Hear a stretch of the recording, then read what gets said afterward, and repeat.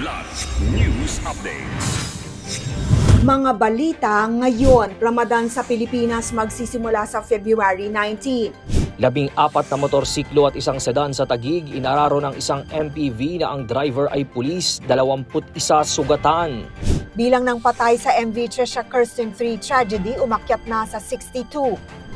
Ako po si Cesar Soriano para ihatid ang nangungunang mga balita sa buong kapuluan ngayon. Inanunsyo ng Bangsamoro Grand Mufti na magsisimula ang Holy Month of Ramadan sa Pilipinas sa Huwebes, February 19.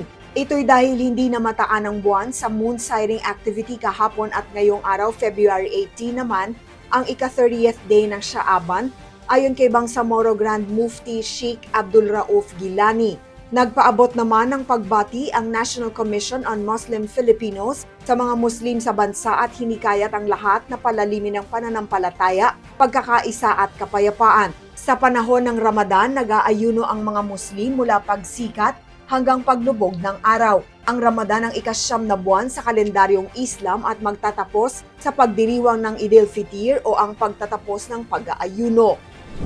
Arestado ang isang aktibong police staff sergeant ng Philippine National Police Aviation Security Group o ABSE Group matapos makita sa CCTV ng araruhin ng kanyang MPV ang 14 na motorsiklo at isang sedan sa barangay Tuktukan, Taguig City. Nangyari ang insidente sa Cayetano Boulevard nitong Lunes ng gabi. Ayon sa ulat, umano'y nagkaaberya ang preno ng sasakyan kaya nawalan ng kontrol ang driver at bumangga sa magkakasunod na sasakyan.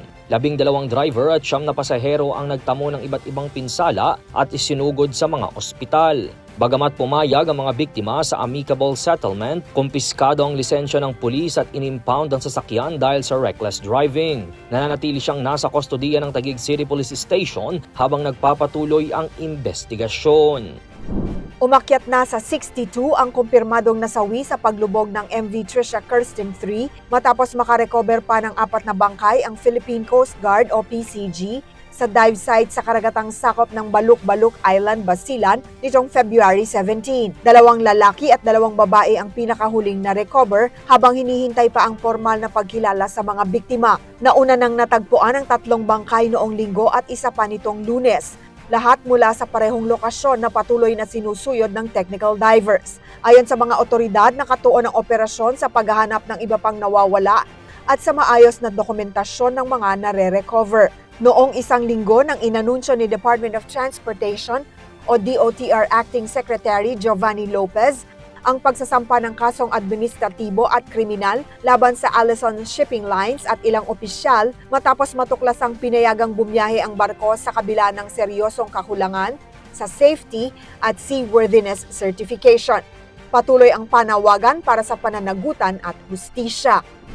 Ako po si Cesar Soriano kasama nyo sa bawat pagputo ng balita.